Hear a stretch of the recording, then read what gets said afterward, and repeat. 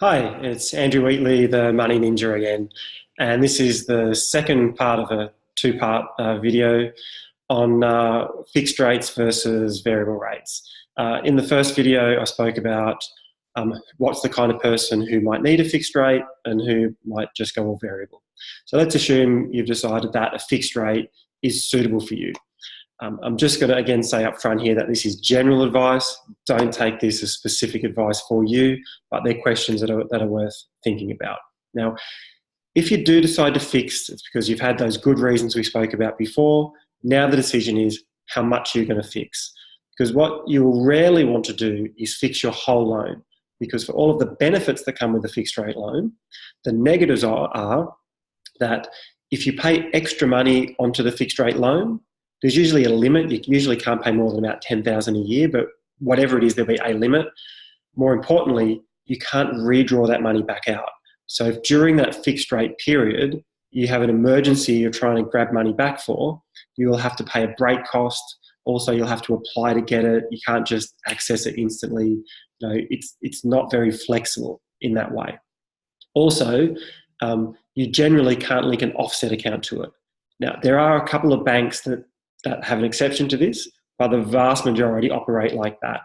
Extra money you pay is locked away until the fixed rate expires. You can't have an offset account. So how do we get around that? We get around that by doing a split loan, where you have two loan accounts. One is the fixed portion, and then you have a smaller loan amount that is variable. What that lets you do is, by fixing the majority of it, you're protected and get all the good benefits of a fixed rate loan. And then the small variable loan allows you to link an offset account to it. It's where you can make your extra payments to. If you need them, it costs nothing to redraw. You can just get it all back straight away. Which then leads us to the next question of how much should you fix and how much should you leave variable? The way to work this out is first you start by working out how much you need to have as variable, and then you fix the rest. So here's a simple scenario.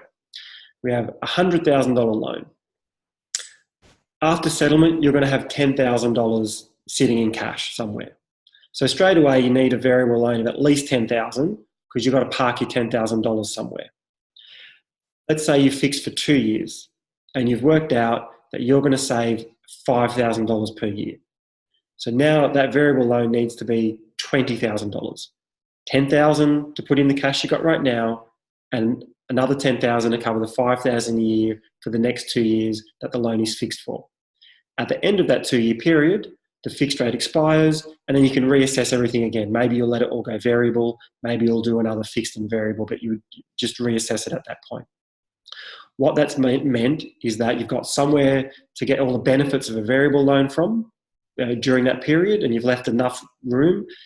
In this particular scenario, I'd probably say to a client, look, make it 25 and push yourself to save a little bit more.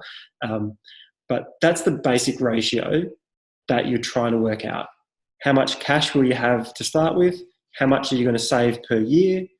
Times the years you're fixing for, and add a little bit on top, right?